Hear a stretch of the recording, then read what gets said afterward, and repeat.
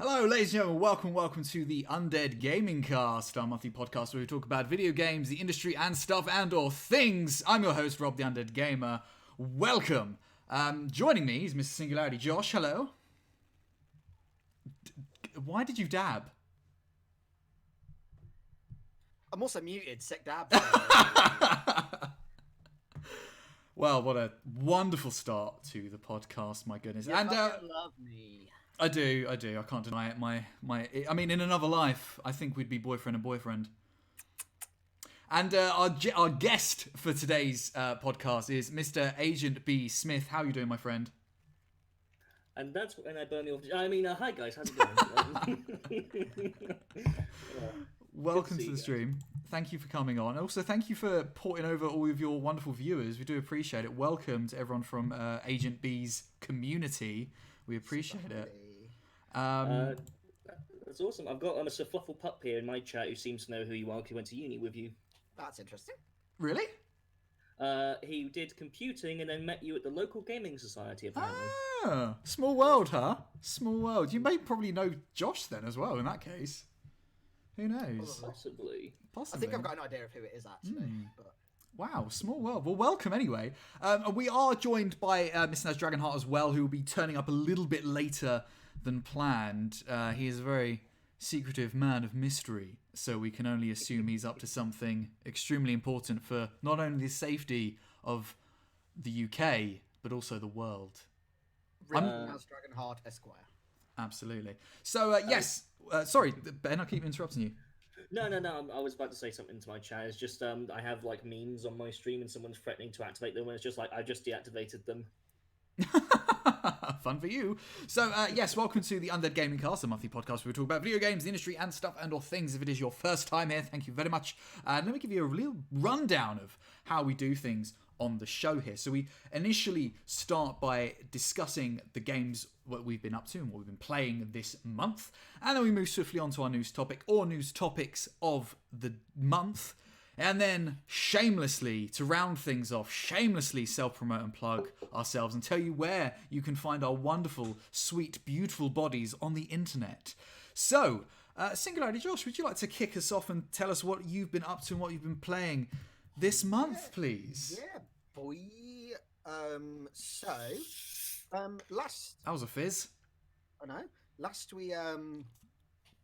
we talked about me playing something very uncharacteristic. We did, yeah. Was it that Dragon Ball Z game? Dragon Ball Z Kakarot. Well, I haven't actually played that since. However, with my humble bundle, I acquired Street Fighter V. Ah. So I've actually been playing Street Fighter V a fair bit. It's fine. I'm bad at it. I'm crap at fighting games. I always have been. But actually... looks pretty cool, feels pretty cool. Actually pretty good, I quite like it. Fair. Yep, that's fine. And then I started last night. I've only played 20 minutes of it so far because it's a JRPG, and so the cutscenes are extended. Also uncharacteristic for you. In the same vein. I started Octopath Traveler. Oh man, I've wanted to play that for years. Well, it's on sale on Steam for half price at the minute, and also on the Switch as well. So because I've been playing the Switch a lot for the last few days, I picked that up on Switch. But I've only played about 20 minutes, but it seems pretty cool. It's quite charming. Oh, pardon me. I've got the hiccups. You're pardoned. So, yeah, I mean, it's got like a very kind of like 16 or 32-bit kind of like art, you know, kind of like Children of Mana, like that's, you know what I mean, like that kind of like pixely, like small sprites and stuff. But it's all fully voiced and everything, which kind of was a surprise because I was expecting a bit of a readathon, but actually like. It's voice acted and it's pretty well done. I haven't got very far with it at all. I played 20 minutes last night. The main thing I've been playing, or the main things I've been playing, are Animal Crossing New Horizon, which is just an absolute fucking delight. It is wholesome as hell. I have been. I think I said before we went live. I must have played about 16 hours since Friday, which is like reasonably insane. I mean, legitimately, in like these awful times that we're like weirdly living through at the moment, like there's been nothing but wholesome stuff coming out of Animal Crossing that keeps popping up on my Twitter feed, and I can't be more thankful for it. It's so nice. Like, it's so nice. That being said, though, talking about wholesome and lovely shit, though, so I picked up, I think it was like the first or second person I met, invited them to live on my island. Cool, awesome, they want to live on my island. They're this kind of, like, goth, like, cow person. And they were like, oh, can you build me, like, some stuff? And I did, and they wanted, like, a hay bale and a barrel and, like, a wooden, like, grandpa, like swinging bench thing. I thought, oh, how nice and how wholesome. So I was wondering, like, he moved in yesterday and he was unpacking and stuff, and he was wandering around the island this morning when I played it this morning, and he went, oh, hey Josh, and he ran up to me and he goes, I'd like to give you this. This is a northern, I can't remember, like a western, it was like a Western Europe stone. I can't wait for us, like, for you to lie on it or for me to lie on it or something. I was like, oh, cool, nice. Like, it'll be like one of these, like, nice, like, stone, like, benches. No, it was a fucking tombstone. I can't wait for you to die. Little shit tours. He's really nice. He's my favorite, though. They're very sweet. They run around and they, like, sweep all the time. They're very cute.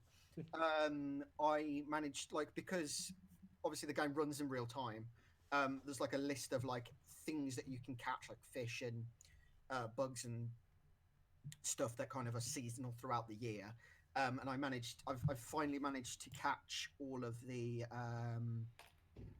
stuff that's going away like tomorrow, and I only picked it up on Friday, so I was really, really glad of it. And thanks to Roll4's own Catherine, I've also managed to acquire all the fruits as well. So I've got like a nice little. My island's got like a little tiny like island in the middle of it almost, and I'm kind of using that as like a little orchard island. So I've planted all the different fruit trees on like that central island. Amazing. It's super nice. It's really, really good. And also something a little bit more in vain, actually. Just quickly mentioning on it because I've only played a little bit yesterday, because it was downloading for a while. But I started Ghost Recon Breakpoint. Ooh. Which is like something very much like my speed, like Tom Clancy, secret operative kind of thing. It's good. It's real good. Interesting. I heard nothing but bad stuff about that game, but then that was when it was released, so they may have changed stuff. I think this is the same thing about Wildlands as well, but I enjoy Wildlands as well. So, I mean, maybe it's just like, I mean, I've always said on the podcast, even before we like revived it and like changed the format and stuff. Like I've always said, I've always been a big fan of the Tom Clancy games. Yeah.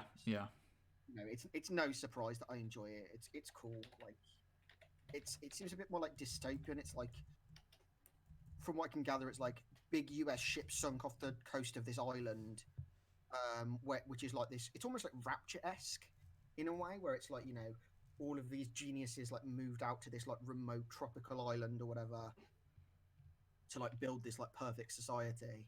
But it's kind of all gone wrong, and there's like loads of drones and stuff, and now there's like a PMC involved, like mercenaries and stuff.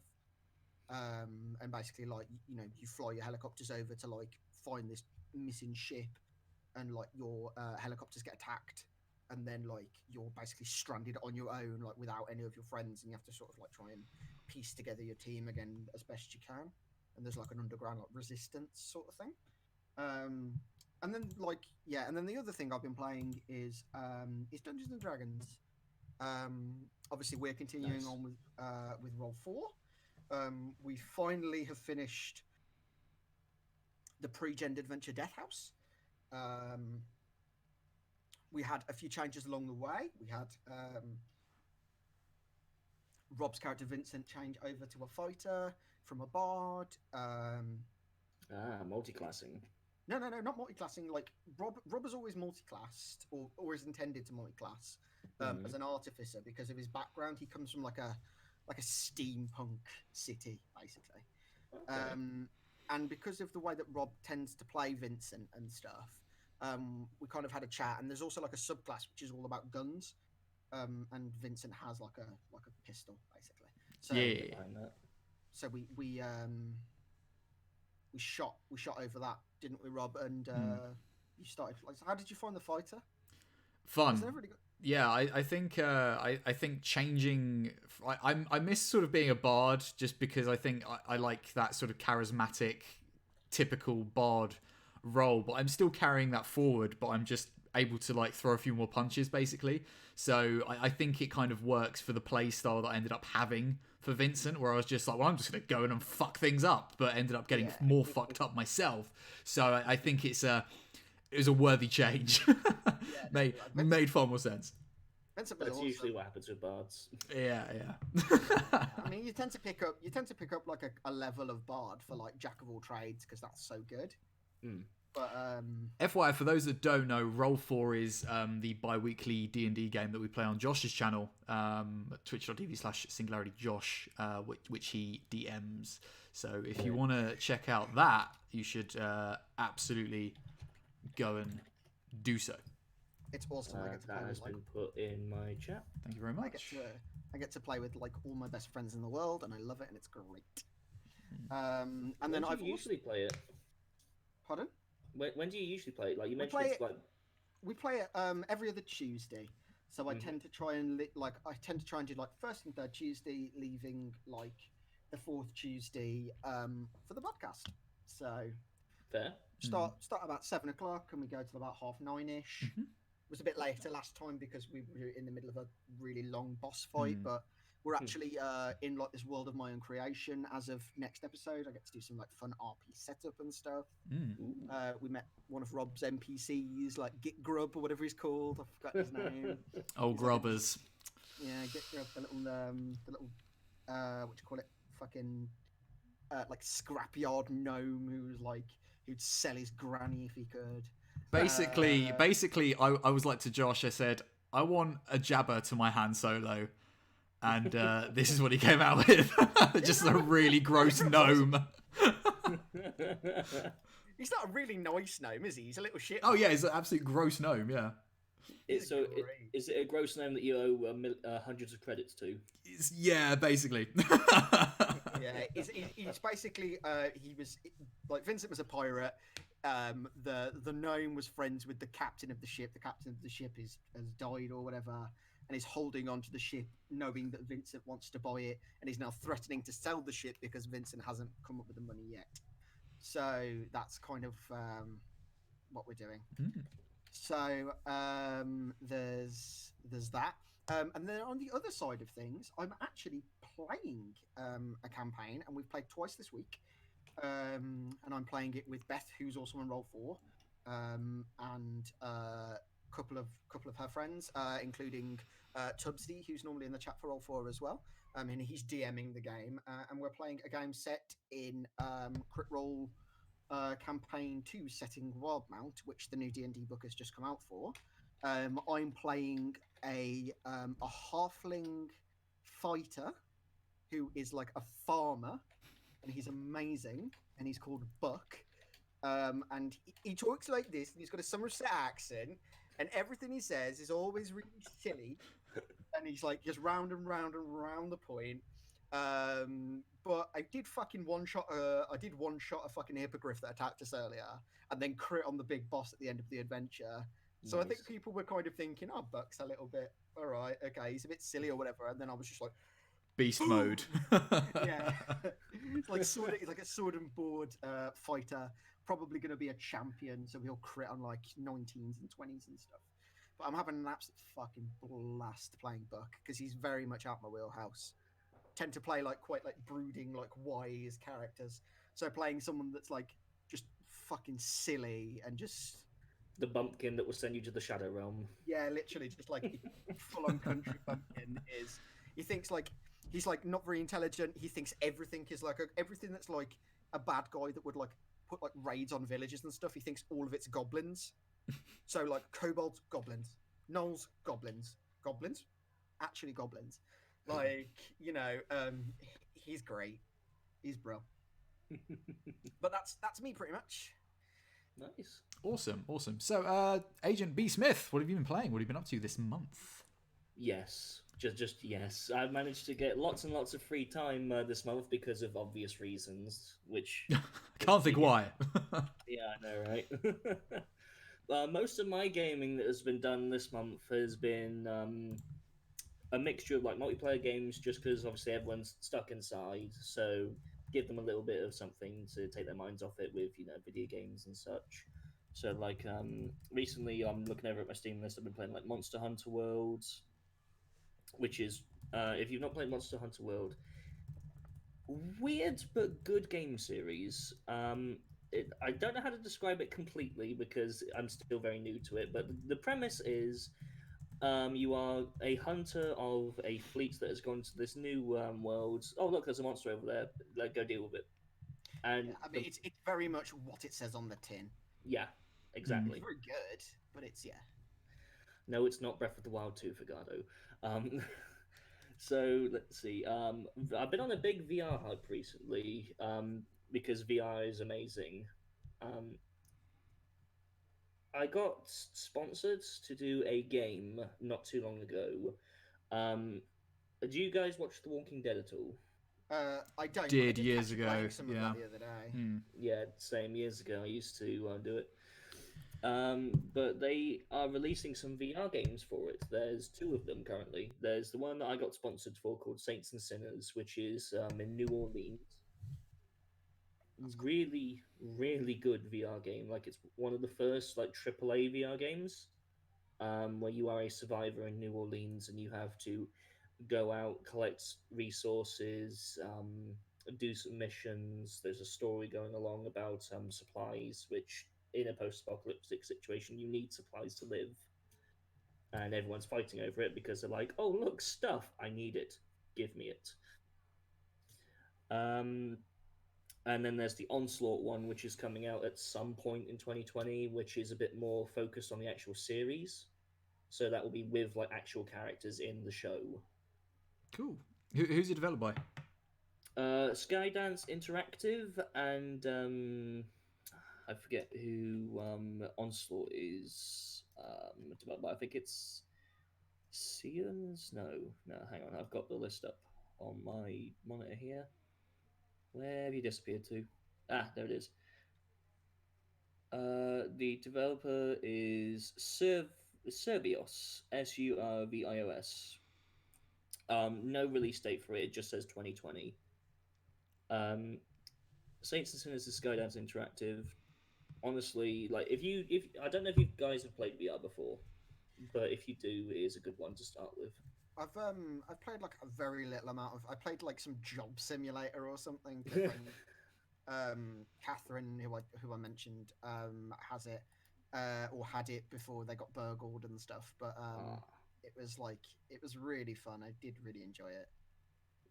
Job Simulator, if I remember correctly, is you're doing a bunch of different jobs that are like considered like menial for us, but it's in like VR. Yeah, pretty much. It's very fun though. It's It, very it silly. looks funny and silly from the trailers. It's got like I can't remember. Like ragdolly kind of physics, but like almost like on purpose. So like Yeah. like you just like you've got like a little robot TV thing, and it'll be like, oh right, well the next customer's come in, and then like you do your bits or whatever. Like there's one where you're like a mechanic and you can like fix the car, but then you just like pull the bad piece out and just like throw it over your shoulder and Bite yeet. yeah, or just like throw the coffee mug into the bit at whoever or whatever. It's just a bit like it's a bit silly and slapsticky, but it's yeah. Nothing wrong with a little bit of some slapsticky games to go on the serious games. Absolutely not. Other than that, like I say, it's just been a mixture of VR games. Like, there's some VR games which are just like staples of VR that you should just get just because you have VR. So you've got like your Beat Sabers, you've got Pavlov, which is like the Gmod of VR. Yeah. You got like your physicky games like hot dogs, horseshoes, and hand grenades, and then you have like your melee combat games like Blade and Sorcery, which I think you in particular would like, Rob, because there's Witcher weapon packs. Oh. You said the magic word. You said the W word. That's Tell me more. Because the thing with Blade and Sorcery is it's one of the most modded games on the like VR systems. So you will have the Star Wars weapon packs, of course. You'll have the Witcher weapon packs, of course. And then you go like really like out of left field with like alien weapon packs and such. It's weird. Just like deep dive, and it's like kitchen utensil weapon pack. That is a thing. You want to play knifey spoony with some NPCs, you can go and spoon them. All the good times. Exactly. But yeah, like I say, most of it's just been like just playing with people just to try and help get their minds off things, because with all the shenanigans and not being able to go outside is not fun, but we do what we can to ensure everyone has a good time around it. Absolutely. Nice, good, cool. Is there anything else at all you'd like to add, or? That's basically been all my games. Cool. Yeah. Awesome. Yeah, cool. So I this month I started the Call of Cthulhu this month. Yeah, you played that yesterday, weren't you? I was indeed. Yeah, the video. Yeah, we're very, very close to finish it. I think we'll finish it tomorrow on stream because we are very close to the end. But it is made by Cyno Studios and is based on the Chaosium tabletop role-playing game, which I love and have played and have DM'd for or GM'd for. And it's a fun game. Have you played the tabletop or the video game? Both. Yeah. Like the game itself, it's a little bit rough around the edges. Yeah. But it does a good job of doing the whole Cthulhu mythos and scares and such. Yeah, like my issues with it are kind of minor. Because I also think that I can't remember if it's this game or if it's the Sinking City, which was like another Lovecraftian game that came out at the same time. I can't remember if it's made by the same developer who did most of the Sherlock Holmes games, or if they did the Sinking City. I can't remember. But I like there's things that I feel they kind of assume and they don't quite tell you everything, but then in another cutscene you've got more information than you were sort of given, and it's a little bit odd and weird. And I think for an investigation game, there's some choices that I personally would be like, well, I'd pick this item up and have a look at that because that looks weird and interesting, but it doesn't let you or doesn't acknowledge that that's even like a thing. So it's a bit weird that it sort of like railroads you in some ways, and then doesn't in others. I find it's a bit hard to explain, but on the whole I'm quite enjoying it. It's quite nice to see how they're attempting to bring the tabletop sort of system into, oh my word, Mr. Talkplay, Mr. Naz Dragonheart, he's here. He's arrived. Oh my word! Just as I'm talking as well. If we can get him to the chat, that'll be. I'm just trying to work out how to do that. One moment. If not, maybe me has to invite him. There we go. I mean, I unfortunately do not have him added, so I can't. There we go. I've added him. It's all good. Right. Oh man. Sorry, just before you continue, Rob. Yes. Sinking City is the one that was made by who did all the Sherlock Holmes games. Ah, brilliant. I've also got that. And then the other one that you're playing, the actual just like Call of Cthulhu one, is made by Cyanide, who do loads of the the manager games, like Pro Cycling Manager, and Rugby Manager, those kinds of things, like sports sim. Yeah, cool. Managers. That's kind of what their bread and butter before. I'm innocent of any shenanigans, Naz. I'll just say that. Shenanigans. Yeah. I'm just gonna try and sort out the. Oh have you actually played the Sinking City one? I haven't, sadly. No. I have it and will at some point do so. Play it. Yeah. I think I'm gonna give it a. I want to like after I've done Call of Cthulhu, I want to finish up Bioshock Infinite, which I've been playing or started playing recently again, and then I think I want to move on after that to Spider-Man on the channel, and then PS4. yeah, Spider-Man is so good. and then probably play Sinking City at some point. I'm just gonna try and do our thing here. And get Naz's. You've come at a very unopportune moment, my friend, as I've been talking about. I warned you I was going to be 7:30. I told you, boys got to work. I tell you what, Naz. Seeing as you're here, my friend, why don't I'll pause what I've been talking about and playing, and if you can take over, what have you been up to? What have you been playing this month? Whilst I get all these cameras sorted out. We need a badly drawn Naz. Badly drawn Naz. I We can get do. the video up, but I don't know how good it's going to be. Okay, I'll get Photoshop booted up. Oh. So yeah, Naz, what you been doing? Yeah, what you been playing? my dude? Let's find out. Hold on a sec. Let's sort this video thing out, shall we? Let's just have a look at it. 2 seconds. 1, 2. That'll do. That'll do. Oh, There we go. beautiful! Look at him! Look at him! Gorgeous man. Look Coming at in how here. beautiful he is. He's hanging in there by a Looking, thread. looking fresh. That is the face of has just worked until he's just got in. Yeah. That's the man who's had to work in retail in these trying times. Ooh. And Man, sell he's people fucking daily. right. I'm just gonna Stop do giving money. this now. Ready because of him. Yes, thank you. Just so fresh, so clean. Oh. Right, what have I missed? My dude. We're just Get doing me some- caught up first before we do We're just anything. doing some game roundups, what we've been playing and the like. Rightio. Is this going to be one of those situations where, once again, I'm the only one to play anything fresh and new? No, Ooh, no, I don't know. Oh! No. have you not Oh, seen me Daniel. online playing Animal Crossing? Animal Crossing. I've been playing that extensively. Yeah. So Beautiful. good. Well, I tell you what, why don't you and Josh talk about Animal Crossing and Froth, and I'll sort this out. Okay. Yes, imagine having money for new games. Imagine having Single money. tier, just- Single tier, yeah. That's why they pay me money. All right, Josh, you want to lead in? You can start. I've You can already tell led in, people. mate, talking about how I moved. I think it's Taurus in, Mm. and today they, after unpacking all their boxes yesterday, gave me a gift, a literal gravestone. Ah, Just just a happy little present, happy little fun present. Roll Super- cash. Just Super roll cash. chill.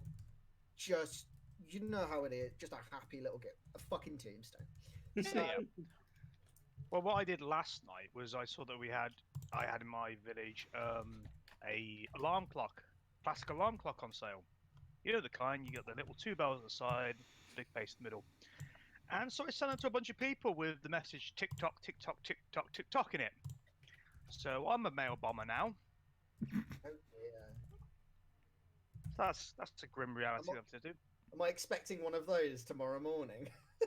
Are we Animal Crossing friends? Yes, we are. Dude, you've got me on the Switch.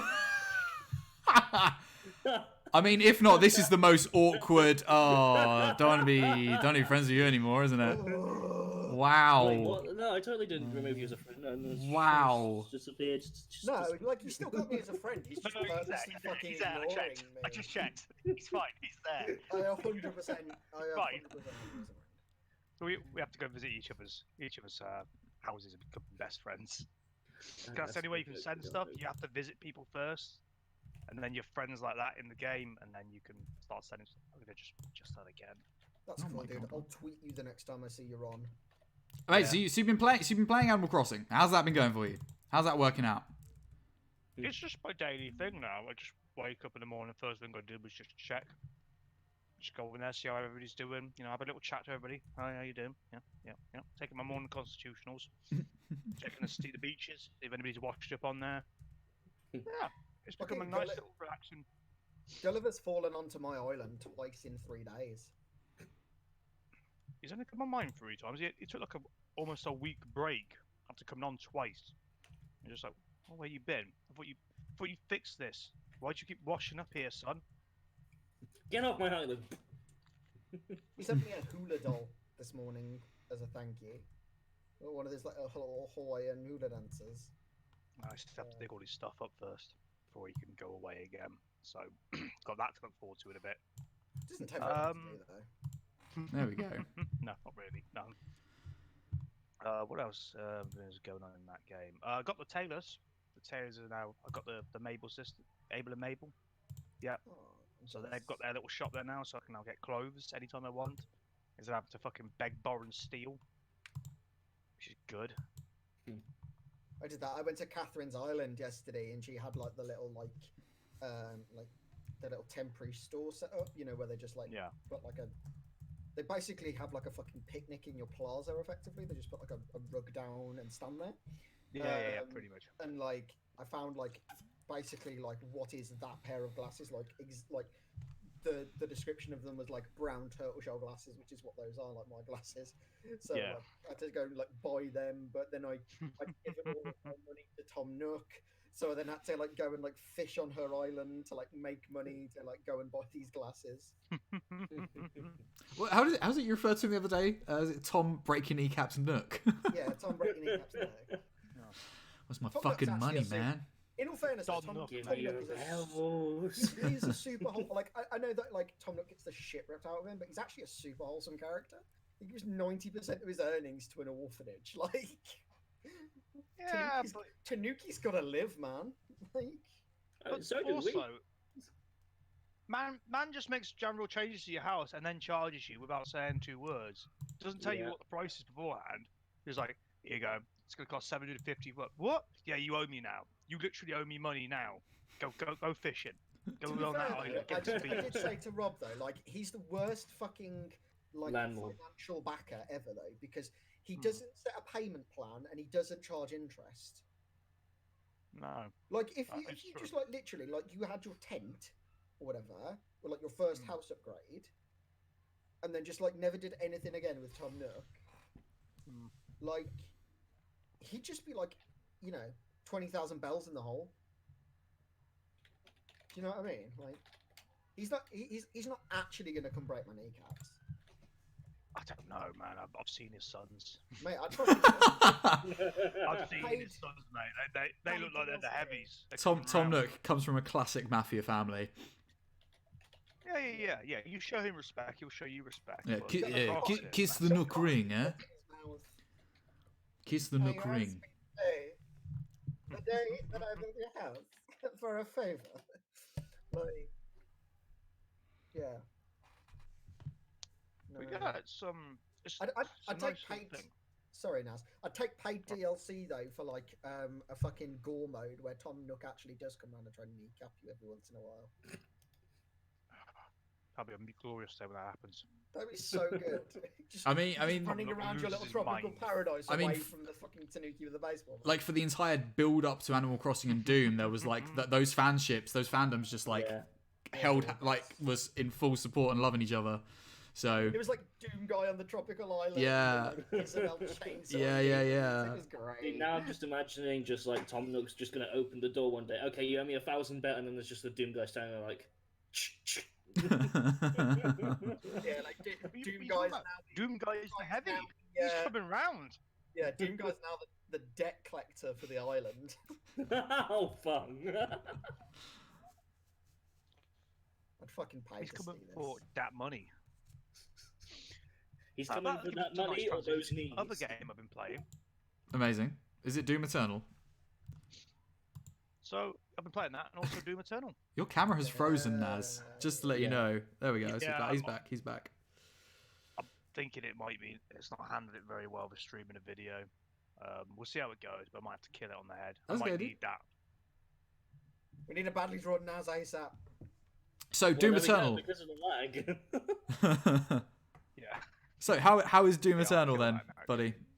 See that smooths things out. That's cool. So Doom Eternal. So, one request, no spoilers, please, because I am planning on playing it at some point. Oh, you don't know how angry Doom Guy is. I know he is literally angry man too angry to die. That's about No, it. You don't know how angry that man is. Oh, he's angry. Insanely angry. More angry than I've seen any person. He's not angry. Angrier than- He's angry. Oh. Yeah, it's wicked. It's a bit different from the first one in the fact that the flow is a bit different. So you get your ammo and your health through being a murdering bastard, basically. So you get your ammo back by using the chainsaw, you get your health back by doing gory kills, and you get armor back by setting things on fire. Mm-hmm. So once you get that clicked in your head, the design all falls into place, but you need to alter the way you think and play that game. It's really, really good, really hard. Really hard though. So insanely hard. I found like Doom 2016 or whatever it was. I found that really hard. I think Rob, you struggled a little bit with it as well, didn't you, Rob? Yeah, a little bit. I think there were moments where I was like, "What the fuck's going on?" Or I you know, remember watching you streaming the last boss fight, just screaming at it. Like, yeah, it rings a bell. Rings a bell. It's close to just like fucking turning the stream off. Yeah. No, there were fucking moments in that game, absolute fucking moments. But on the whole, very good. But I agree with you, Josh. Like when you and me, when I was playing it and you were talking about Doom with me, you kept saying like, "I'm glad it finished when it did," and I got that very much as well.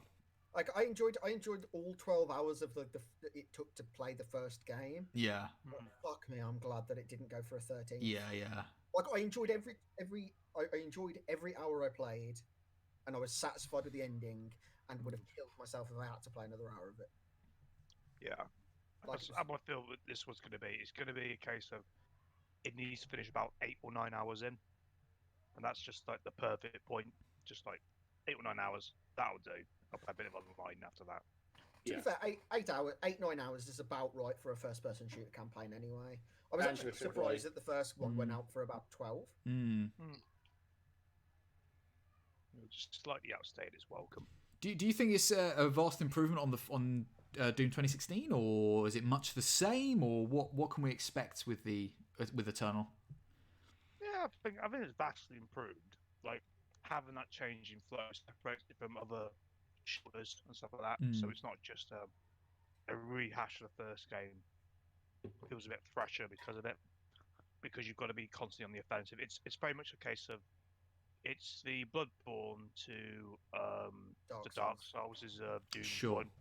Yeah. So it's much more about that aggression and about keeping on the move and being constantly offensive and just having that balancing act. It's in many ways got that Half-Life 2 thing of like you're almost always on the edge of dying or losing it, but you if with enough skill on your side, but you can bring it back.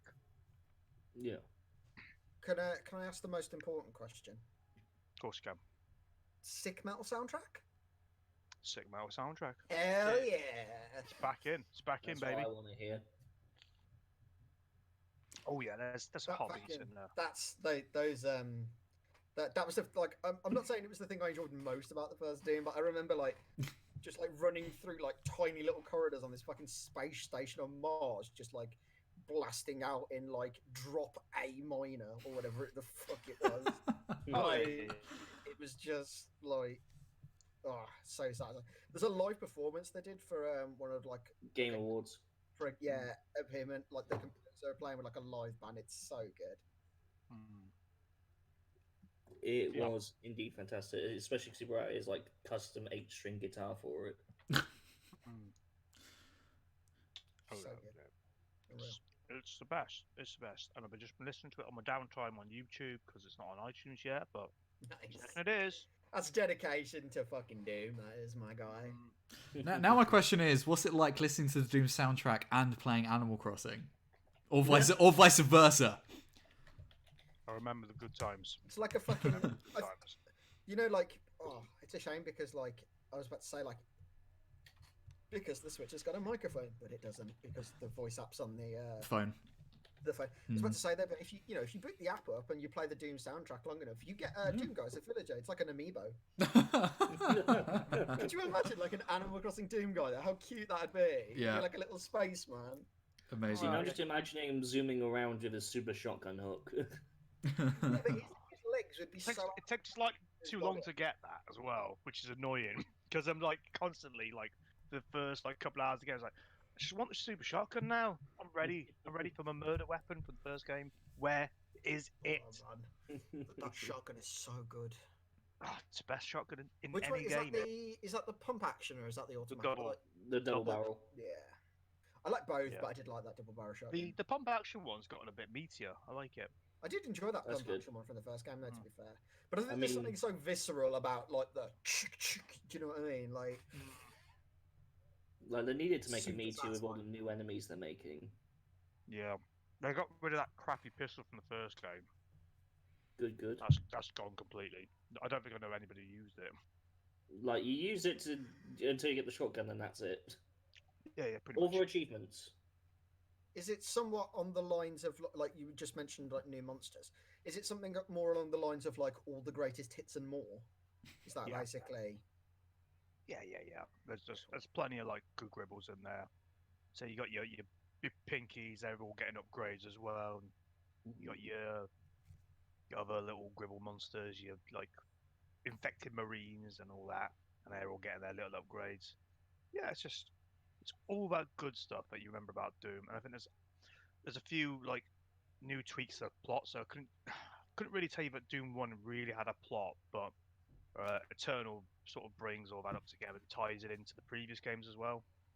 So that's Yeah. kind of pretty cool. Well, So the first game did have a plot, but it was Yeah. it was like this space station is bad and overrun with demons. Kill go them. deal with it. K-Thanks, Yeah. bye. First thing Doom Guy does when someone tells him about the plot is points to the monitor they're speaking at them. There isn't Yep. that much plot. It just kind of happens around him. He's just there to kill demons and cause shenanigans. I want to Sadly, play that's Doom his again. life. Mm. Awesome. Yeah.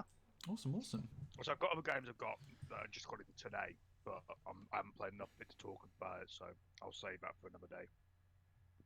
Fair. Fair enough. Yeah. So yeah, if Other than that- yeah. I've done a run through of Final Fantasy 7 again. Oi oi. Soon. Yeah, I'm trying to do as much as I can, and still good. Switch version, very good. Awesome. Turns out the classic cult game is still good. Yeah. I mean, I was thinking about doing the same thing, but I kept forgetting, and then like it's out next month at some point. So Next week, mate. Next week. oh, Not wrong. It's still out next month. exactly. It's the 31st. You are Suck it, technically haters. Correct. The best kind of correct. I was about to say, technically correct is the best kind of correct. We're nerds. Indubitably. Wonderful. Yeah, so old classic games still good. They ported it well to the Switch. I mean, that's got to be like the Switch. It's just the Switch, man. Just like Would you mind if I went ever so slightly off topic very quickly? Just I will allow it. yes. Okay, so we were talking about like technically correct or whatever. There is actually a game show on Dropout, which is where like Dimension 20's hosted, called Actually, which is like a bunch of like nerdy questions. Like there's a statement and one of the things is wrong, and to get the point when you answer, you have to buzz in and be like, actually, that is wrong. So. Yeah, just thought I'd throw that there. Like, go if you've got Dropout or whatever. Like, go watch them. Actually, it's really good. You working on behalf of bloody Dropout? Mate, I wish I worked Mish. for Dropout. I wish I worked for Dropout. I spend so much fucking money on there. Dimension 20 represent. Awesome. So, Naz, anything else at all, my friend? Nope. I'm ready to hear about other people's stuff. Amazing. So, I'll carry on from where I left off then. So, yeah, Call of Cthulhu, pretty good. I started playing Bioshock Infinite because I've just been going through the Bioshock games again because they're fantastic, and I only got to play Infinite once on my initial playthrough and started playing it up again on Saturday. I forgot how much introduction there is to that game. It's quite a slow burner. That intro is so good, though. It is, Like, very all much of that stuff so. about the carnival and stuff. Yeah, but Really I kind of fancy forgot thing. how much of basically just a walking sim it is for the longest part until you really start getting stuff done. But all good for just a setup for like a fantastic fantastic world in Colombia, up in skies, and Elizabeth. So yeah, enjoying playing through that again. Here's the thing about my thing about Bioshock Infinite is that it could have been more. Yeah, absolutely. I That's all I'll say on that. Great game, but the stuff you saw in like the previous trailers and stuff, it could have been more. Yeah. Their scope was far too big for what they could accomplish in the end, which is sad. Yeah, that happens. Absolutely. I mean, like Ken Levine has just got such a vision, and everyone that worked with him in that team to create that game, just absolutely it just fantastic. Felt the same old Prey of just like you got too many people working on it. Your team's too big and your scope too many cooks spoil the broth kind of thing. Yeah, very much so.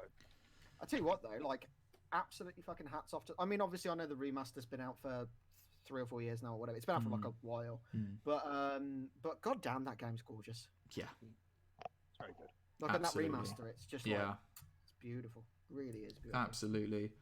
And just one last thing on the BioShock. I played through Minerva's Den, which is the DLC for BioShock 2 as well, earlier this month. I'd never played it before. Never played that DLC. So I was very glad to play it. And it's just... I think BioShock 2 is a very underrated BioShock game, honestly. And Minerva's Den... It's the weakest of the three, but all three are good. So. Absolutely, yeah. And no, I don't know. Minerva's Den was just, I think BioShock DLC done very well. And you played the Infinite DLC? I haven't, which is what I'll be doing after I've played through Infinite, which will be for the first time. Doesn't the Infinite DLC like directly follow on to Infinite? It's like an expansion of the story. No, it's too complicated and spoilery to talk about. Yeah. So I'm just gonna let it happen. But basically, it's set in Rapture. Yeah, I know that it goes back to Rapture. Yeah. Yeah. Which is like 20 years in the future, I think, from Infinite or so. For us to talk about it would be talk about the ending of Bioshock Infinite and the various. We don't want to do that. No. We don't need to do that right now. So the sorry, like obviously I've been hanging out with Rob while he's been playing Infinite and stuff. Hey. And what I didn't twig until literally watching Rob play is like some of the content in that game in terms of like the themes it deals with. It's fucking horrible. Yeah, I forgot how rough it gets and deals with stuff. Yeah, I really didn't remember how I suppose aggressive and honest it deals with the state of racism in that time period. Racism and slavery. Yeah. Evangelicalism and stuff. It's mad. Yep. Yeah, so that's I think it's been like long enough since I played through Infinite for the first time for me to kind of forget most of that stuff. So it's still quite shocking and effective me playing it now. So yeah, just I don't know. I mean, I think they deal with it in a very respectful way. I think it's tasteful. Yeah, try and find. They don't go overboard with it. Yeah, but they definitely show like, hey, this is the fucking reality of what it was like. I think what I did a really good job of was like they drove their point home real hard and took it right to the edge of what would be tasteful and acceptable. Yeah, I don't remember a lot of N words being dropped in Infinite. Yeah. You could have gone full Mafia 3 of it and just go mental with that word, but they were very restrained. They show you just enough of a glimpse that you've got the idea. And they don't force you to take part. Yeah, absolutely. That was actually something that was really cool, wasn't it? Though, because like in that carnival scene, you could choose to throw it at them or rescue the, like if you choose not to like hurt the people that are like a mixed race couple, they come back a little bit later on, don't they, and help you somehow? Yeah, they give you a gift essentially. Is it kind of like rescuing little sisters almost? It's like every time you're not a piece of shit, you get rewarded. Yeah, that's a rare moment I think in that game. It doesn't do that nearly as much. Nowhere near as much as like the first in Bioshock.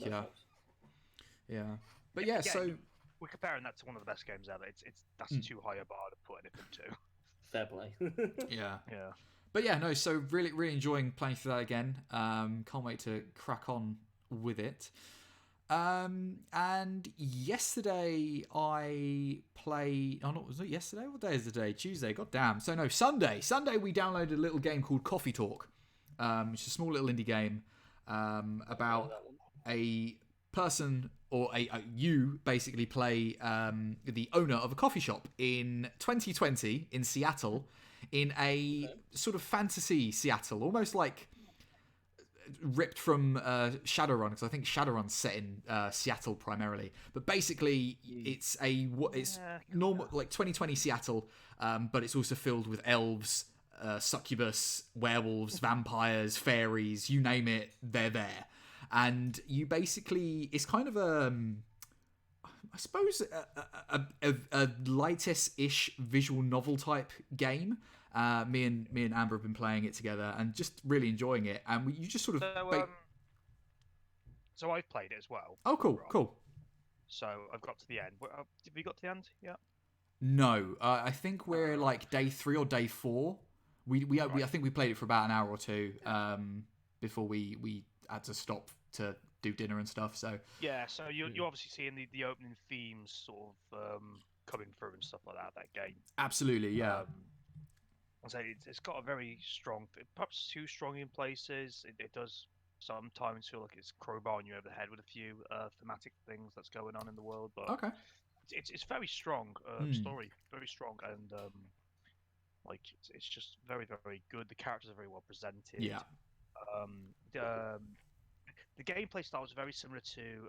Did you ever play Valhalla or Valhalla or whatever it's called? No. The cyberpunk bartender game. Okay.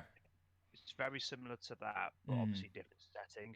Yeah. I would highly recommend that game as well because that's just fantastic.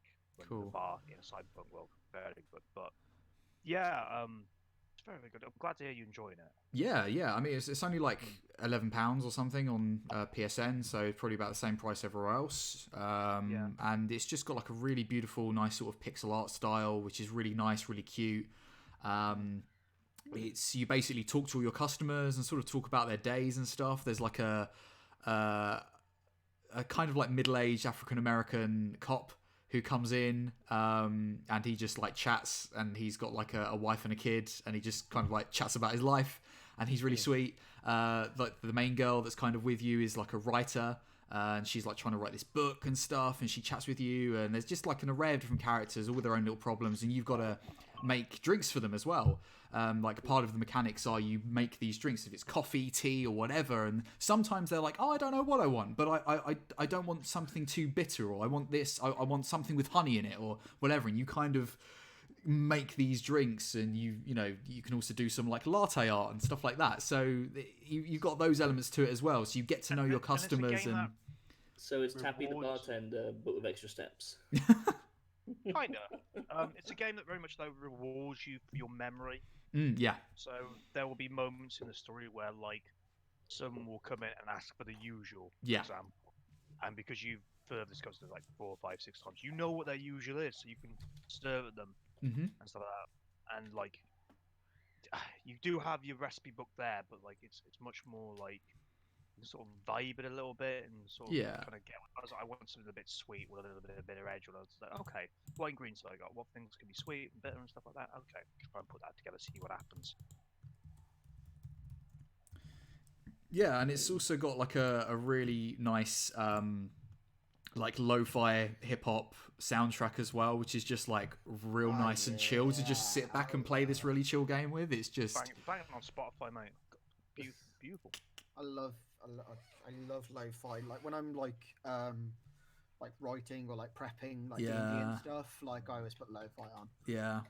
It's just a nice chill time. And it's quite, I don't know, it's just a bit of a cozy game as well, like me and Amber just sit on the sofa, just like playing it. It's just like swapping the controller between each other, and it's just a nice little game really. So I'm looking forward to playing that and sort of finishing that up and stuff. So yeah, but other than that, that's about it really. I was on a D&D stream over on Capricorn Cross's channel for a couple of games, which was real fun, playing his weekly D&D game as like a guest, which was real fun. So if you want more wholesome D&D awesomeness, go check out Capricorn Cross. But yeah, other than that, that's kind of me this month.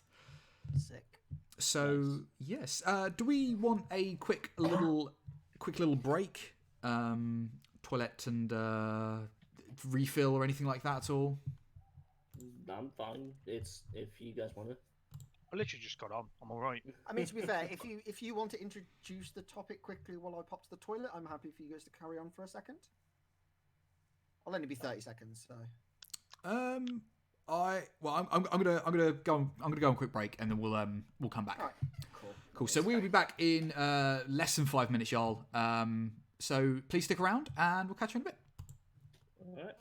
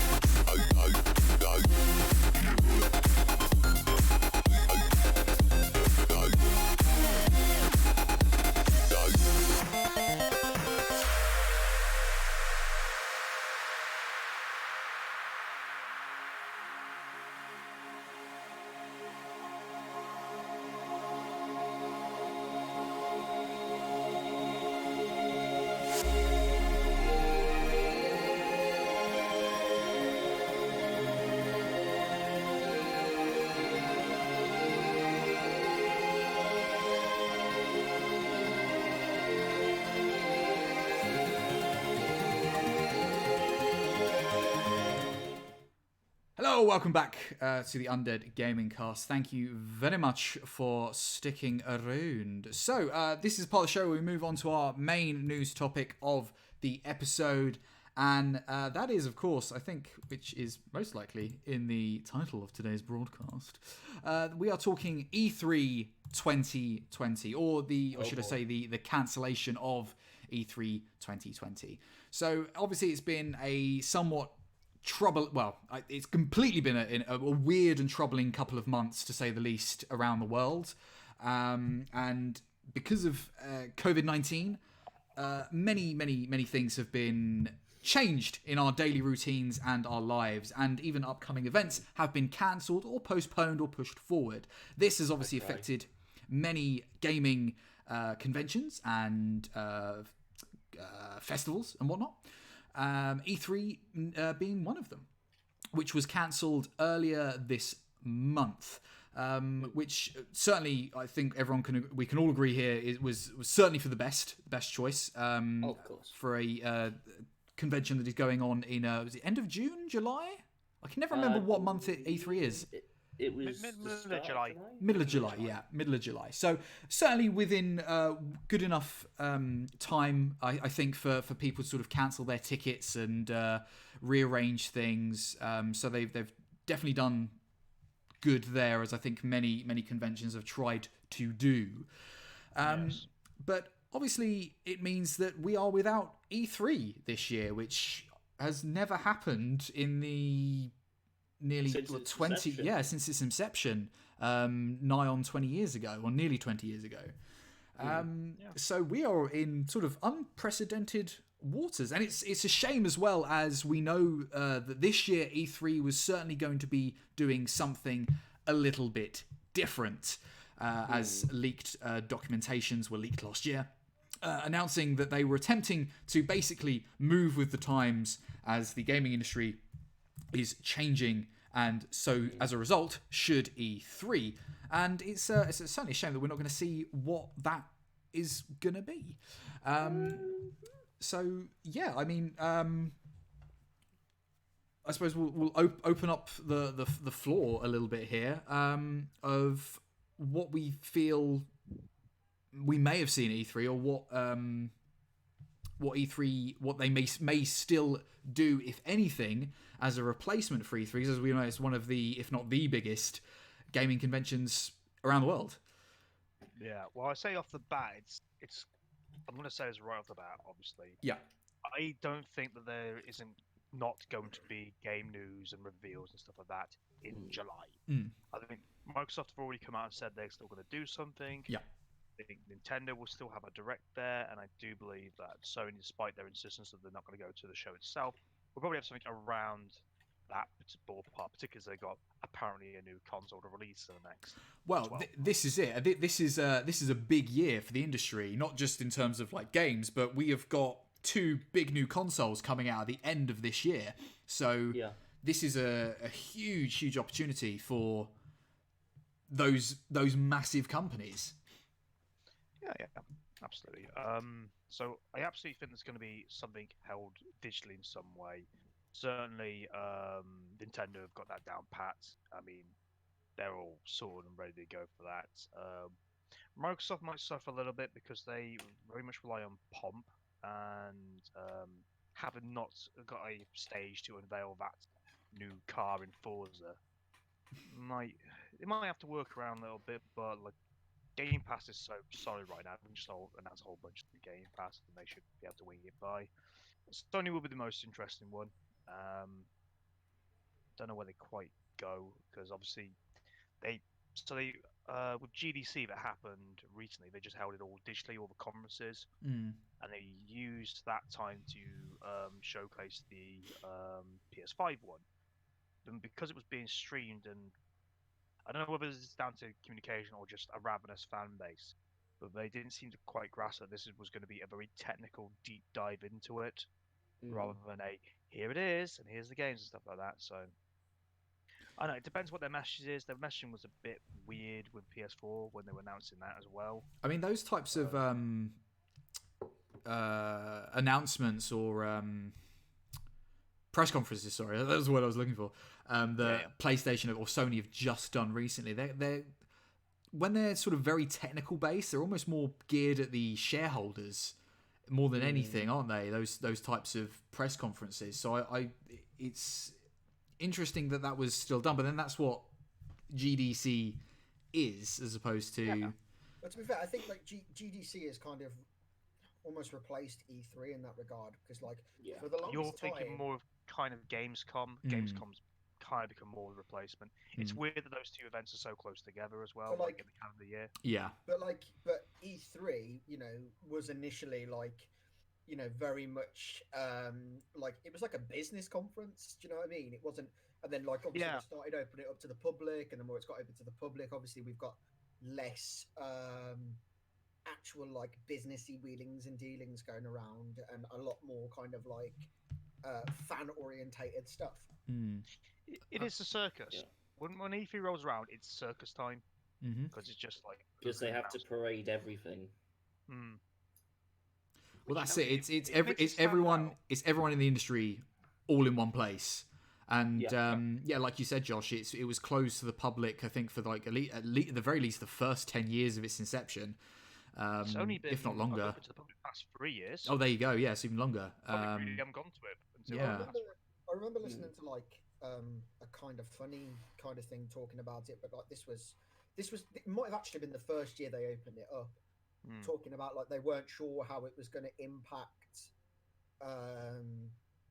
how it was what it was going to be like with like people and how much of a nightmare it was like, because apparently it was a bit of a nightmare to get into the place anyway, because obviously it was like whole teams and whole companies going in, like, you know, all of Sony going or whatever. And then obviously you add public into that mix as well, and, you know, and then you've got to have stuff that's like for the public, and then journalists might not necessarily be able to get hands on stuff that they want to get their hands on and all this sort of stuff. So it was kind of interesting a few years ago. Like I'm still somewhat skeptical about the public aspect of it. I think that there's more to it from prior to when the like, you know, before they opened the doors to the public, and I think there was a lot more like hype generated by announcements when they did like the press conferences, you know, prior to like the public eye being on it all the time.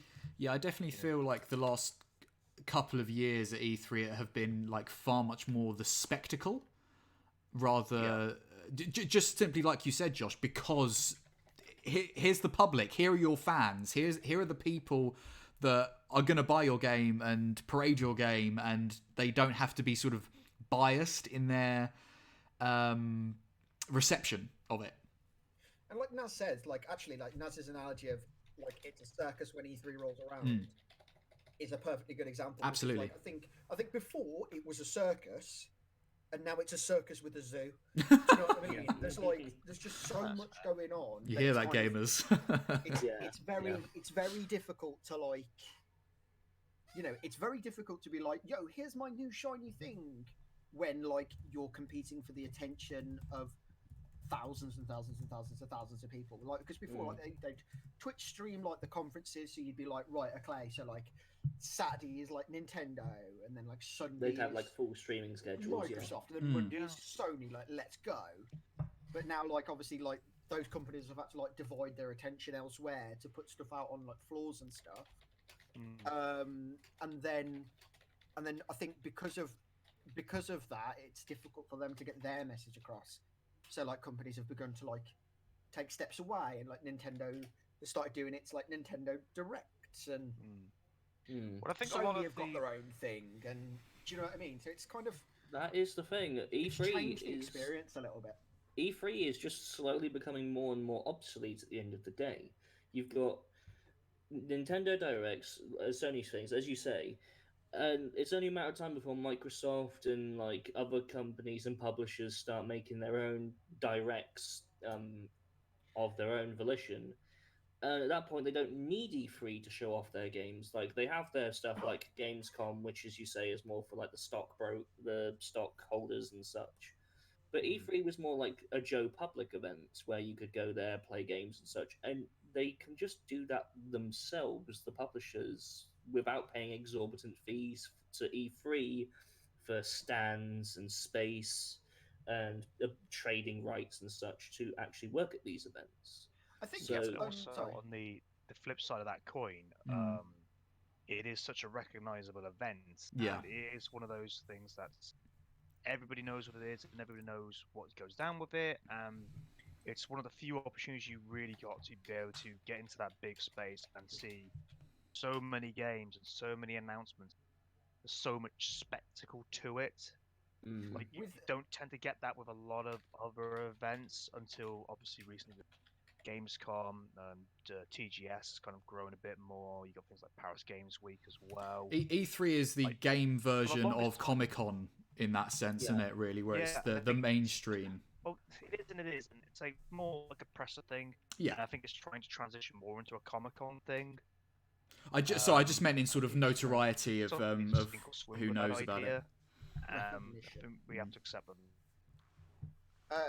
Kind of just to jump a little bit on Naz's point as well, is that I think as a public event, possibly it's becoming more obsolete, but I still think that E3, if they were to move back to the old format, and like, you know, with less public stuff, still holds an awful lot of value for gaming as an industry, because like you say, it's got that like notoriety of being like a big event, and actually being able to be like, I'm a small indie plucky company, and like going to go talk to Joe Microsoft about your indie game that they thought was kind of cool, Mm. I think still holds an awful lot of value. I think the mistake with E3 was opening it to the public, and I think the possibly this year might give them a chance to remedy that and kind of hold these sort of remote conferences, similar to what we've seen over the past couple of months, and then maybe, you know, and maybe from there moving forward, they do just decide to do like the conferences digitally, and make it much more like a more business and press orientated event again. Because I think that was always the value of E3. I think, and then obviously like us nerds who are like really interested in like the minutiae of it, like obviously would sat there and watched all the conferences or got the recaps or whatever, or speculate about what's going to be there. And like like, so when E3 does go live, do you know what I mean? There's that focus there again, I think. I mean, it's not just like the publishers. Like the publishers aren't really missing out. Like Microsoft, Sony, Nintendo, they've got their own stuff. They can get their content out there really easily.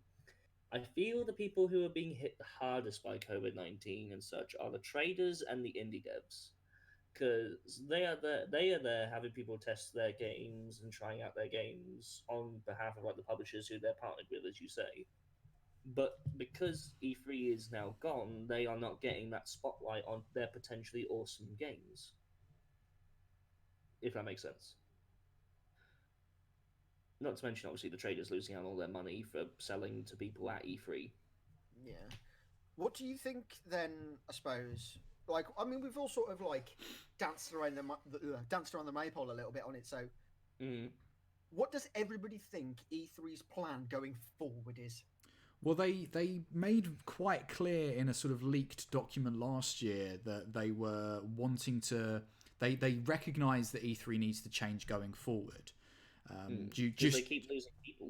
Well, yeah, but just simply due to the fact that the industry is forever changing, and like Ben said, the Nintendo have been doing their directs a lot, so they can sort of announce things whenever they like. Sony, I believe, didn't go to E3 last year and weren't intended to come this year, or that sort of thing. Yeah, so and they've done a few like live stream announcements-y things. PlayStation have also got their own. Is it PSX or whatever it's called? Yeah, it was their PlayStation Expo. They revealed some games at. Exactly. So there's something there that looked at significantly going, oh, this needed E3 though. There's not a game that was announced at PSX just like, oh, this is game changing, or anything like that. Yeah, no, absolutely. That came out of it was maybe a bit more of Ghost of Tsushima. Yeah, I think you're right. They showed off. Like, oh yeah, I had to watch PSX to get this. Yeah, like they showed off a little bit of Ghost of Tsushima and Final Fantasy VII Remake, which I think were their like Hail Marys. Yeah, but so we already knew about. They've recognised that they need to change going forward, and they've said, and I think that's possibly part of the reason, because they want to keep hold of those big publishers and everyone else to sort of come along and announce your big things there. I don't think anyone's really pushed the boat out to say we don't need E3, we're going to announce things on our own, sort of thing. So it's still very relevant and desirable in that respect, but E3 or the ESRB who run E3 have said that they want to have a focus on the fans, on influencers, and journalists. I think sort of to a lesser. That's how it possibly came across to some. But if they're going more for like influencers and such, then they're basically turning into Insomnia, like the UK Con. Well, they want to turn it into a bit more of a festival, I think. See, that's not what they mean by influencers. So I've read an interview with one of the ESPA heads about what exactly it meant. Sure. When they said like influencers. So I'm going to take you back to E3 2019. What was the most significant thing you remember from E3 2019? The most significant moment? Oh, man, that was ages ago. Honestly, I don't remember last week, dude. If I were to use the word celebrity to you, Keanu Reeves. Keanu Reeves. Oh shit! That's the kind of thing they want. They want this kind of like celebrity flash. Public reckoning. Yeah, they want people to be breathtaking on stage and start getting everyone tweeting about it. That moment kind of inspired them to go possibly down that direction, which is not necessarily a bad thing. No, absolutely not. If they pick the right person. Yeah. Keanu Reeves was the right person for that because he's so approachable, endearing. He Well, not only gets that, it. He's an angel. he's also in Cyberpunk 2077. Absolutely, and like I say, if you play it smart like that, and you go, okay, we're gonna get like kind of like almost like near internet famous people, because I was I was say about to say, Yeah. Keanu's more famous for like being on the internet, almost like people are always going about how like he's timeless, like he just doesn't Yeah. age stuff like that. What He's a a great meme. guy he is. It's not about his movies. We're not talking Yeah. about his movies a lot. It's about Keanu the man. Yeah, the myth, the legend. I But think, The I legend. think the term influencer gets banded around a lot in like a bad light as well. Like Yeah. not all influencers are like teenage boys and girls, like just posting like very like narrow, not narrow, but like kind of like two-dimensional stuff, like without actually I like Yeah. buy this When you juice hear influencer, you think because- of PewDiePie. That's what Well, you think. Kind of that brash, But arrogant, loud personality. Maybe it's certainly for me when I think. But of, I mean, like, I think that influencer. there are other people that like could fit that, like you say, are like positive ambassadors for like brands or whatever. Like, I think somebody like Gathalion is like very much like a good is like a good face for like somebody like Microsoft or like Leah, who's changed it, like Leah Loves Chief, or do you know what I mean? Like Leah, who's changed her name like a bunch of times. Like they're very good ambassadors for like Microsoft or whatever. So I think it's just having, obviously, yeah, like I say, it gets negatively banded around, and like I'll make no qualms about it. I think PewDiePie's a dickhead, but like. But like, actually, like I quite respect like Gathalion's opinion on it, because he's like, he's always been honest. Like he's always said, like, I don't like this, I do like this, like this is what needs to change. I think this is like what's good for like the community as a whole or whatever. And I think that like getting people like that involved, and like streamers and that kind of thing, as well as like YouTubers and stuff like that, might genuinely be a good idea. And like, we're not talking about like Instagram influencers who've like never played a video game in their life. That's a fucking relief. But you know what I mean, like, yeah. Like, I mean, this, if you've not played a video game in your life and you want to get involved, that's cool. But like, I'm not gonna gatekeep on you. But like, also like when I want to get like in the minutiae of like nerdy stuff, like, do you know what I mean? Like, you wouldn't. Do you know what I mean? Like, you wouldn't ask a plumber how to fix your car. Do you know what I mean? You go to a mechanic. It's like. So I think it's clear that from E3's perspective, then they're not gonna sort of take it back to how it was, where it's game journalists only. They do want to open this up to be a bit more of like a festival event. So yeah, the zoo and the circus and the zoo, and maybe then some. So it's. With that being their focus from, like you said, Naz, as well, from last year with Keanu being there, it would have been extremely interesting to see what they would have done this year, but possibly even more so to see what they're going to do as a result of the cancellation. I don't know. What do we think going forward? Do we reckon there's going to be a virtual E3 this year? 100%. I have no doubt about that. There will be a series of events that happen around E3. As I've said already, Microsoft have already said they're going to do something. I'd imagine that there's like everyone just jump on that. I'd imagine there's like a whole technical team at E3 that could run like a reasonably like skeleton crew, and just have like the representatives from like the big companies that were meant to like do a showcase or whatever. I mean, it's a shame they Come fell and out do with it. Jeff Keighley, because that man does have his head screwed on, because when GDC got cancelled, worked with GDC and the developers to put on the Spring Games Festival on Steam, and then they got to showcase a whole bunch of like indie demos and stuff that people working on, and get to like shine a light on that in a way that's like safe in the current environment we live in. And I think that's something like, do you remember that year? It must have been 5 years ago, where it was like a trend was like, and the demo's available now. Yeah. Yeah. You could do that. Yeah. A demo is easy enough to put out. Like, if you're already working on it, a demo build, for that matter, because that's what you put on the show floor, is you put demo builds on. it wouldn't be too much of a stretch to go, okay, we'll put the demo build out for this now. We'll put it online, we'll let people have a go at it and stuff like that. It's not too far a stretch of the imagination to just do that. So do we still think that going forward as well, like we've discussed, we've had Nintendo with their directs, and Sony have kind of been jumping on the bandwagon a little bit as well. Do we think that as over the course of the next couple of years, do we think that E3 is gonna be changing even more so as these publishers think perhaps, or maybe it's just cheaper for us to do a live stream and announce our games there? Or do you still think that it's still going to be attractive for E3 as a company? They need to look after their bottom line at the end of the day, and they need people butts on seats in those auditoriums looking at games, playing games, and eating with their traders and such. I don't necessarily think they need that though. Sorry. See, the analogy I would like to take is the idea that game stores like GameStop, etc., may not necessarily be needed by like console makers now, but they still are. As there was a whole thing when they were trying to develop the discless versions of when Microsoft tried it and then got laughed at. Absolutely, because there's still the market for that. There's still people still want to be able to trade their games and stuff like that. They still want to be able to do this, that, and the other. I know there was talk that possibly Microsoft would take like the mobile phone approach, where you'd pay a monthly fee and then you would upgrade your Xbox as and when you do it. The old ways still stick around though, and it's for an industry that moves so far forward with its technology, it moves so very slowly forward with its consumerism. And it still favours those old ways of having to go to a shop, buy the game from a third-party retailer, get your games from this place, that place, and another place.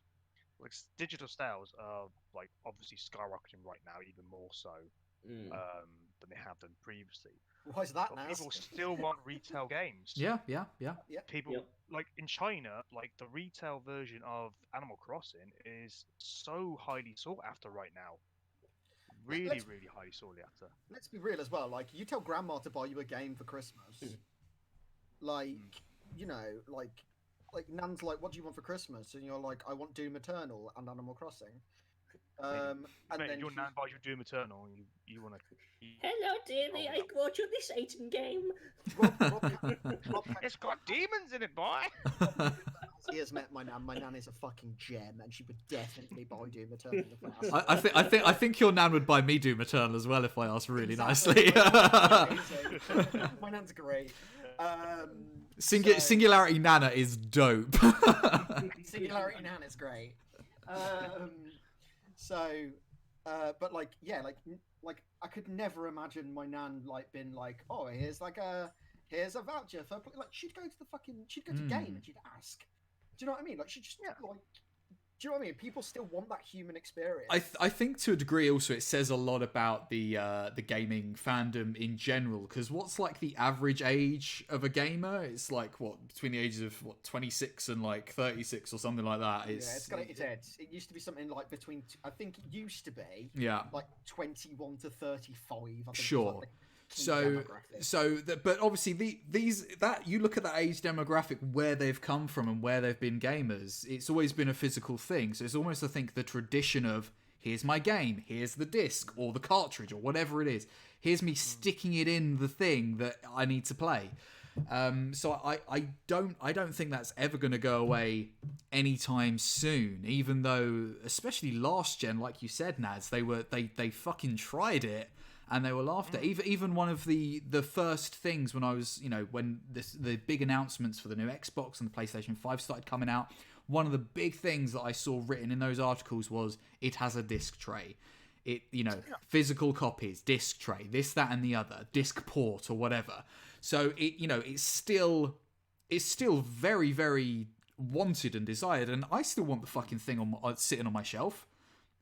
Absolutely. I still want the game sitting on my shelf. I still want to get up. It's a fucking annoyance, yeah, but I still want to get up, open the fucking thing, hold it, stick it in the PlayStation, and then go back on my couch and play it. Like, and E3 will be the similar kind of thing, because like maybe we won't necessarily get so many game announcements that we've been lavish with in the past, but maybe there'd be like some exclusive items like Comic-Con style. It's like, or you can get this pop vinyl only at E3, or you can get this piece of game merchandise. Maybe it becomes more like of a merchandising event for the big publishers. Maybe they push that angle. I think that's it. Like that's generally a good like especially if as we've kind of said or sort of like touched on that they might be wanting to move towards that more like Comic-Con-y like convention-y angle. Like it's I not think near the that's actually a gaming really good shout festival having like angle. exclusive having like exclusive items only available at or whatever. Like some people are crazy. Like they'll do that shit. Yeah, and maybe get like more of the fighting game tournaments they put on sometimes. Maybe like a Smash annual, perhaps, that they have there, and you've got to be there in person, experience it live, and things like that.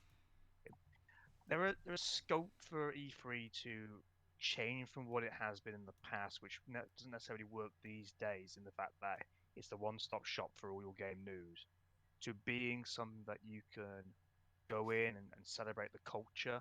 Mm. But it's interesting times. Certainly, E3 as we know it is not gonna be a thing anymore. I completely agree with what everyone's been said here about like developers, publishers, and the rest of it. They are gonna see that it's gonna be cheaper and easier for them to do things. Maybe even more so for indie developers as well, because it takes so much for them to get out there. Like a lot of indies right now, they are doing weekly updates with their fans on live streams and stuff like that. So they'll be streaming their Zoom sessions where they're discussing the game's development and keeping the fans updated that way, which is it's an incredibly powerful tool streaming is now for be able to keep base with your fan base and keep going. I know the Fall Guys developers, they chuck out like a couple of keys every week just to get more people in, keep their Discord, see it going, and it's really interesting to see sort of how we've adapted to the situation we got on. I think better place than any other industry, games can survive this quite easily. The film's going to take a hit, obviously, because we've We had can't go to cinema. numerous ones set back. What else going to say? Your books are going to probably take a hit as well. It's all sorts of things are going to take hits over this, but perhaps gaming so much because it's already a digital medium. It's also like super flexible as well because obviously you're not limited by needing people to turn out in the cinema and that kind of thing. Like you've got if people can find a way to get a physical copy of a game, like you'll still get as much money as if you buy it on the PlayStation Store or whatever. Do you know what I mean? Like it's I mean, yeah, that's the only thing that's really going to suffer, as it were, in the gaming industry or one of the things that's going to suffer in the gaming industry is that physical copy of whatever it is you're getting. But it's not to say that the game sales will dip so much because, like you said, I could just sit on my couch and get onto that PlayStation Store and hit download on Doom Eternal. So it's not going to be the game developers so much that suffer for the loss of retail sales because of all this crap. It's like the brick and mortar like game stores and GameStop and CES. It's those people that are gonna get their heads kicked in by it because obviously like their bread and butter of making money is selling games and they're closed. Yeah. So obviously we have. I think we're all on the same page that E3 is definitely going to do something this year. I don't think they can afford not to, as it's such a big annual spectacle for the gaming industry as a whole. But this means, obviously, due to the cancellation, that they have got another year in which to plan this new direction that they wish to take E3 in. So do we think that we're going to see something extraordinary next year? I don't think so. I mean, they might be able to do something just with all the money that they've saved this year. But at the same but time, it's also they've lost profits. Money spinner it is as well, so they might not have as much money inversely. It's a weird two-sided coin, this, because obviously they're not renting anywhere this year and hosting all the rest of it, but at the same time they probably need those sales as well, those ticket sales and things like that. I think they're going to have a good long think about it, what they can do. They'll definitely have lost money this year from having to cancel it. It's a revenue stream, isn't it? It is absolutely. But it's not only that. You were saying about sort of hiring of venues and things like that. I doubt they will get all of their money back for the space that they've hired because obviously the venue is going to lose money as well out of this. So it's a difficult time. But it's we can all agree they made absolutely the right decision at the right time. Yeah, of course. So they made the decision before the sports people did. Well, exactly, yeah. And their event's not until the middle of summer, so it's just they're really on the ball with it. Yeah. So I think my take on it will be that E3 probably is kind of just on hold for a year. So what, like, if this was meant to be like the last E3 before it changed or whatever, next year will be the last E3 before it changes. But I think that the appetite for E3 is likely to boost some life back into it, knowing the circumstances of this year. Like you know what I mean? Like the fruit is going to taste sweeter because the whole. There's going to be a greater anticipation. It's like the LARP season currently, where you have all these people that are frothing, wanting to get straight back into it because they haven't been able to go into it. Yep. I'm meant to be at an event in 3 weeks. It's cancelled. I'm sad. Yeah. Froth is real. Rip my pirate laugh, and I'm having so much fun playing. So, unless anyone's got anything else to add at all. Nah, I think. I mean, dramatic pause. The only other thing that I can think of is we were talking earlier about, like, you know, the need for physical copies of games and such. I'm just thinking, with how small storage media is getting nowadays, like I have like a 256 gig SD card in my camera. I'm thinking, with regards to like the gaming consoles looking more and more like PC towers, look at the Xbox One Series X or Xbox Series X or whatever it's called. Do you reckon they're gonna like start slowly phasing out discs and moving more towards like more computer style storage, like hard drive, like mini hard drives or USB sticks and such? Or more like maybe like the Switch cartridges or whatever, that kind of thing. I don't know actually. It's an interesting question. It's one of those ones. I was just looking. Blu-ray discs, they can hold max 128 gig on their discs. Yeah. Whereas you can get like USB sticks like yay big, which can have the same amount, and they're cheaper and easier to make than discs. I mean, to be fair though, like discs actually hold a very minimal amount of data. Because I remember like Call of Duty installed like in no time, because it came with the PlayStation, and then by the time I'd patched it, it was 100 gig. Yeah. So it's like you don't need to necessarily shrink the media or change what you've got when actually the disc just holds like quite a lot of just like the bare bones stuff. But it's like we said, it's people reluctant to step away from that physical media because people like trading in their games. You know, grandma likes going to the store. Like we as like a generation grew up with like blowing in the N64 cartridge when it wasn't working. And do you know what I mean? Yeah. Like, we like physical stuff. I mean, it's a fair point. It may start to change. Obviously, games getting bigger and bigger anyway. And we certainly know that, yes, the disc has got this much gigabytes on it, but then there's another fucking 50 gig download as well on top of that, adding to the disc. So someone in the chat's just said that the disk drive is possibly more there for just simply for backwards compatibility, which we know both systems are going to have. And that perhaps you know, as we move forward, they may start to rethink how they're distributing these games, possibly. Only time will tell, I suppose. Call out amused. I think right now you still can't rely on everybody's internet to be reliable. Yeah. To be able to go fully digital. Yeah. Yeah. I think the disc, the memory card approach is possibly a great call. I think that could well happen because, like you say, it's cheaper, easy, you can fit more data on there, and all the rest of it. Yeah. But you know, it's one of those things that we'll tell with time. It all depends on how these new consoles function with their disk drives. Are they there to just install the game and then you play off the hard drive? Are they there to help ferry data between the two? Are they reading off of it? It's interesting. As someone in my chats just said, like the only reason that digital hasn't totally taken over is because there's so many people out there, myself included, if I was back at home and not at my uni town, who have just bad internet or no internet. Yeah. Well, this is it, and it's like Naz said earlier. The gaming industry moves very, very quickly, but is almost restricted by the reality of the world. Yeah. In last gen, Xbox were fucking laughed at the conference hall for the ideas that they had for the Xbox One, where they're like, it's always online, and whoever it was that said, always online.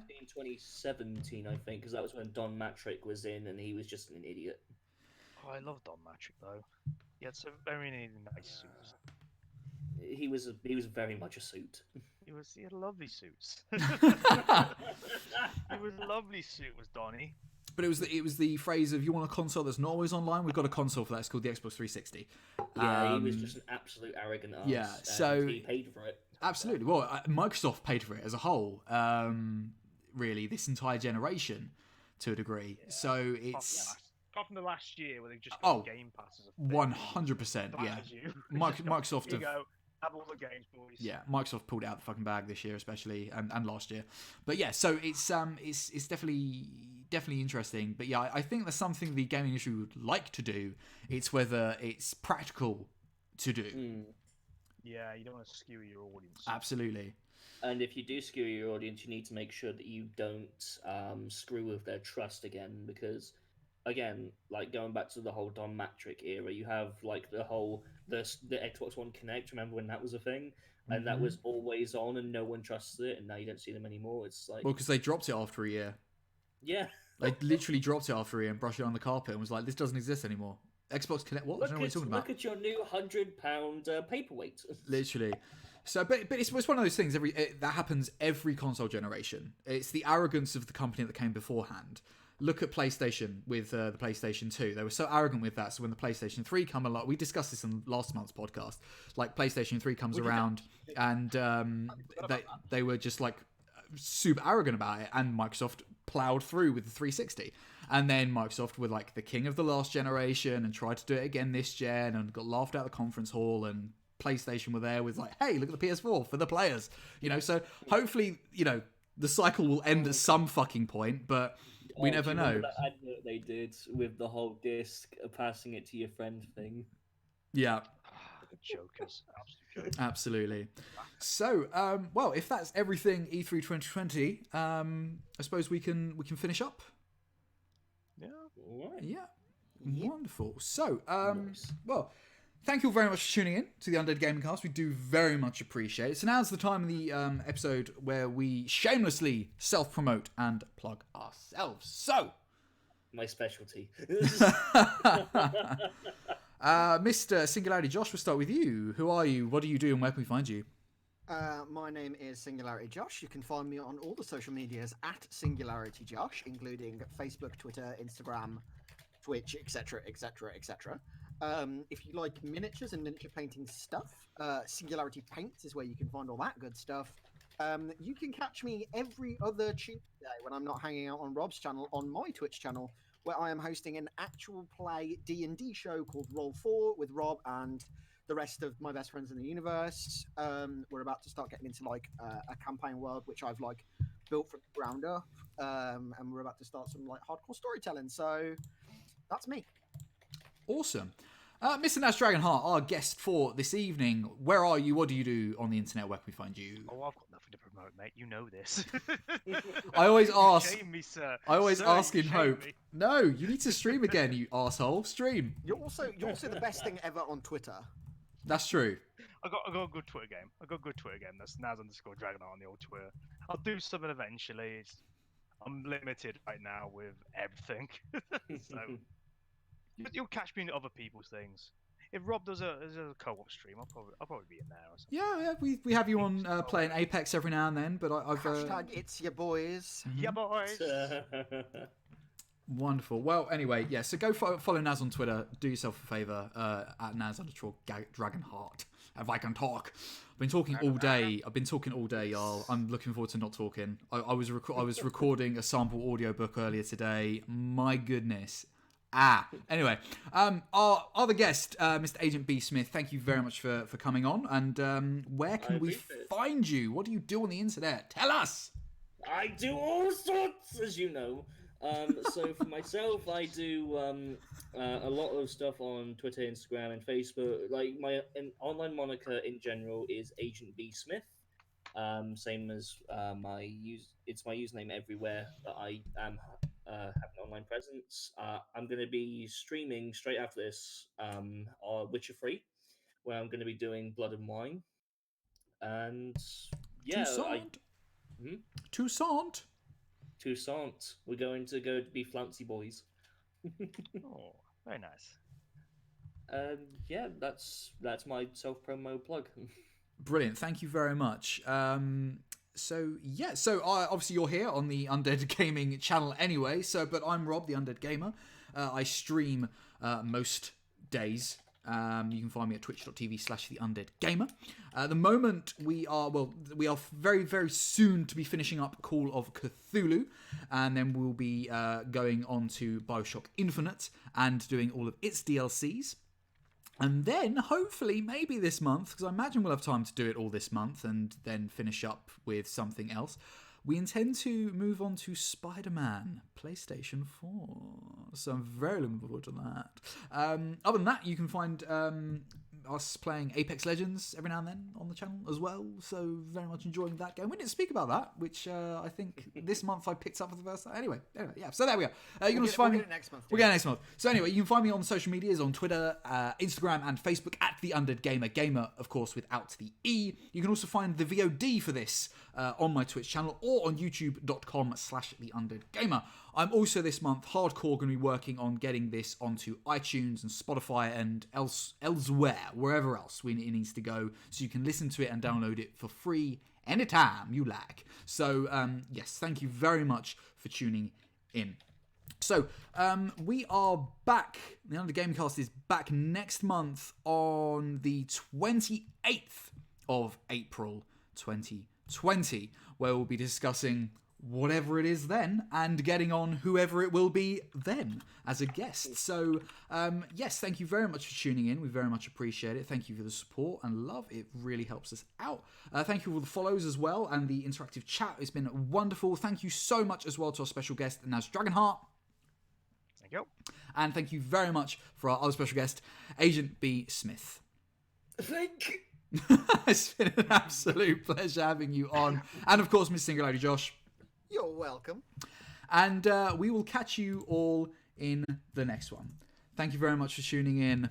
Bye-bye.